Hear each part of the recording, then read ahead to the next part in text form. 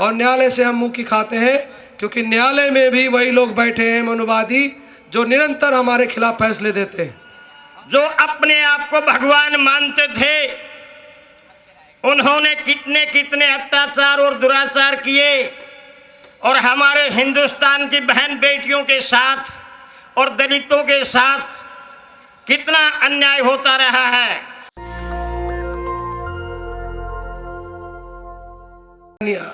आरक्षण था, उसके ऊपर इस देश के सर्वोच्च न्यायालय ने 2 साल स्टे लगा कर रखा, 2 साल लागू नहीं होने दिया। और जब ईडब्ल्यूएस रिजर्वेशन लागू हुआ, जिसके भारत के संविधान में जिसकी कहीं कोई चर्चा नहीं है, उसके ऊपर स्टे नहीं लगाया इस आपके न्यायालय। तो न्यायालयों में तो हम हमेशा हारते रहे। आप बड़े बड़े आंदोलन कर लो, बड़े बड़े सरकारों के ऊपर, राजनीतिक दलों के ऊपर दबाव बना के आप अपना काम करवाते हो, लेकिन उसको जाकर वहाँ उठाकर न्यायालय में डाला जाता है और न्यायालय से हम मुंह की खाते हैं, क्योंकि न्यायालय में भी वही लोग बैठे हैं मनुवादी जो निरंतर हमारे खिलाफ फैसले देते हैं। आपको एक नमूना देखना है, पटना हाई कोर्ट का एक जज आज से 3 दिन पहले एक कर्मचारी का न्याय के लिए वहाँ पर आर्गुमेंट्स चल रहा था लॉयर्स के बीच में। सोचिए कि क्या बेहुदा स्टेटमेंट उस जज ने दिया कि आप आरक्षण से आए हैं क्या। जब इस देश के न्यायालयों में बैठे हुए जजों की ये हालत है, आप कैसे सोचते हो कि हम स्वतंत्र देश में रहते हैं, जिस न्यायपालिका, कार्यपालिका और विधायिका की बात की जाती है। अरे ये कहते हैं हम पंच परमेश्वर का देश है, यहाँ पर सारे पंच परमेश्वर जो है ना, वो अन्यायी बैठे हुए हैं।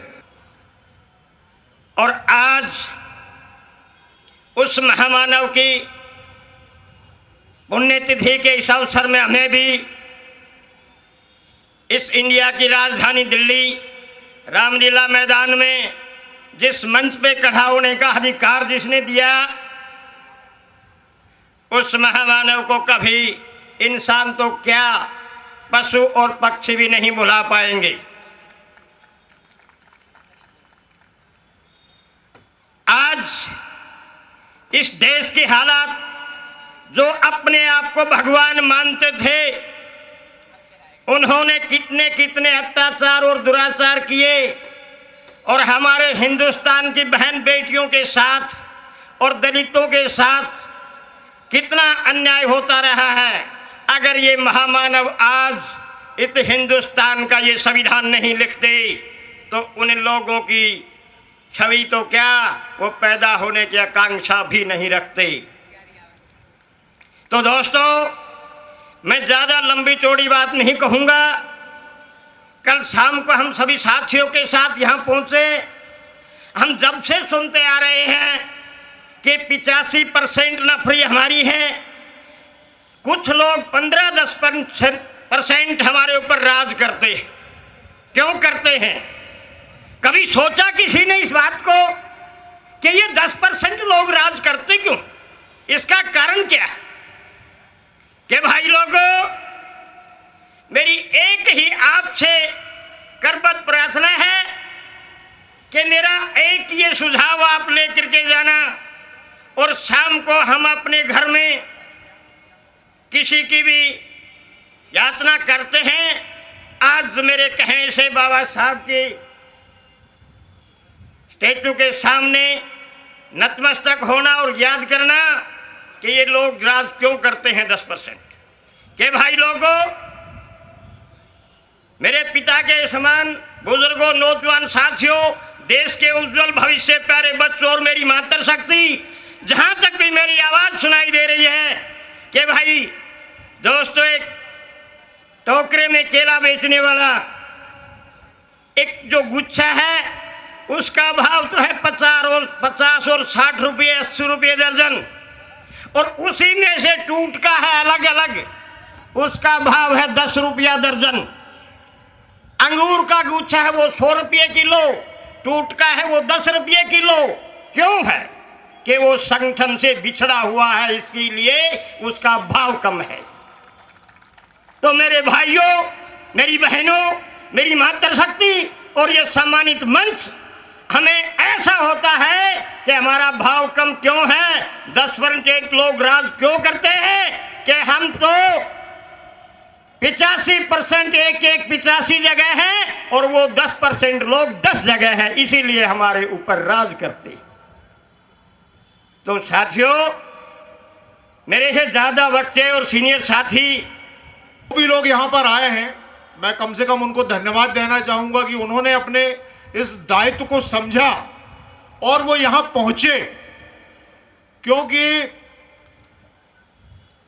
हमारे देश में लोकतंत्र, जैसा कि अभी कहा जा रहा है कि लोकतंत्र में इतने कुठाराघात हुए हैं कि वो खत्म हो गया। भाई, उसका अधिकार आपको दिया गया है, वो हथियार है, वो हमारी कीमत है। अगर आप उसको, आपके घर में कोई हथियार है और अगर आप उसको चलाओगे नहीं तो निश्चित रूप से आपकी तो हत्या हो जाने वाली है, आपके हमला हो जाएगा या आप पर कुठाराघात हो जाएगा। और मैं तो यह कहना चाहता हूं कि हथियार चलाओ मत, हथियार को दिखा तो दो। मेरा कहने का तात्पर्य यह है साथियों कि जिस तरह से गांव में कभी किसी के घर में बंदूक का लाइसेंस होता है, रिवॉल्वर होती है, तो आजू बाजू के लोगों को पता रहता है, 2-4 गांव में भी पता रहता है कि यार इसके पास तो अगर कुछ करेंगे तो है, क्योंकि पता रहता है। तो जब भी इस तरह के कोई आयोजन होते हैं, हमें अपने हथियार यानी अपनी संख्या बल को अगर हम दिखा भी नहीं पाएंगे तो लेने की बात तो बहुत दूर गई, इसलिए हमको निकलना पड़ेगा। इसलिए मैं धन्यवाद देना चाहूंगा जो लोग कम से कम निकल के यहां तक आए हैं, वो बधाई के पात्र हैं। और जो हमारे भाई अभी नहीं पहुंचे हैं, मेरा उन तक ये संदेश है कि जब भी भविष्य में ऐसे आयोजन आपके क्षेत्र में, ब्लॉक में, तहसील में, जिले में, प्रदेश में हो, जरूर आप अपने ज्यादा से ज्यादा तादाद में निकलें और आएं। हम तो बहुत एक छोटे से जिले, मध्य प्रदेश के सिवनी जिले से हैं, लगभग 40 लोग हम लोग यहां पर आए हुए हैं और अपना प्रतिनिधित्व यहां पर कर रहे हैं। दूसरी एक बात और है कि हमारी जो समस्या है, वो समस्या ये है कि हम अपने दुश्मन को पहचान नहीं पाते हैं और हमारे लोग भी नहीं पहचान पाते। जिनके खिलाफ यहां लड़ाई लड़ी जा रही है, जो बातें कही जा रही कि जिन्होंने हमारा हक को छीना हुआ है, होता यह है कि हम कई बार उन्हीं के आह्वान पर हमारे बहुत सारे भाई उन्हीं के पीछे जाके खड़े हो जाते हैं और इसीलिए हमारी लड़ाई कमजोर पड़ जाती है। हम दुश्मन के साथ खड़े हो जाते हैं, उसके सुर में सुर मिला देते हैं। यह हमारी लड़ाई है और इसको हमको निचले लेवल तक लड़ना पड़ेगा। छोटी छोटी बैठकें, बड़े सम्मेलन की बजाय छोटी छोटी बैठकें गांव में 10, 20, 25 लोगों के साथ जब हम बैठे तो उनसे हम बात करते हैं, सवाल पूछें। हम तो इस तरह का प्रयास करते हैं कि हमारे लिए रोटी जरूरी है या हमारा धार्मिक मुद्दा जरूरी है। तो बातचीत में तो बोलते हैं हाँ रोटी जरूरी है, आपके लिए रोजगार जरूरी है या आपके धार्मिक मुद्दे जरूरी हैं, तब भी वो बात करते हैं कि नहीं रोजगार। तो फिर हम उनसे तीसरा प्रश्न पूछते हैं कि बात तो आपने कहा कि रोटी जरूरी है, रोजगार जरूरी है, पर हम लड़ते किसके लिए, लड़ते किसके लिए हैं?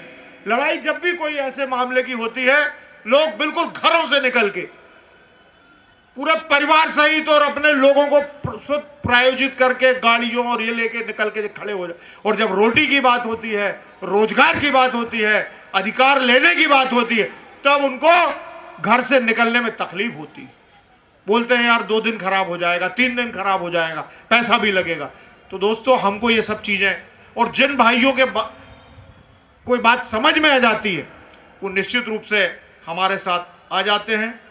नेशनल दस्तक की आपसे गुजारिश है कि अगर इसको बचाना चाहते हैं तो नेशनल दस्तक को सब्सक्राइब करने के लिए रेड कलर के सब्सक्राइब बटन को दबाएं, फिर बेल आइकन की घंटी दबाएं। नेशनल दस्तक को बचाने के लिए बहुत जरूरी है कि हर खबर को शेयर करें, लाइक करें, कमेंट जरूर करें।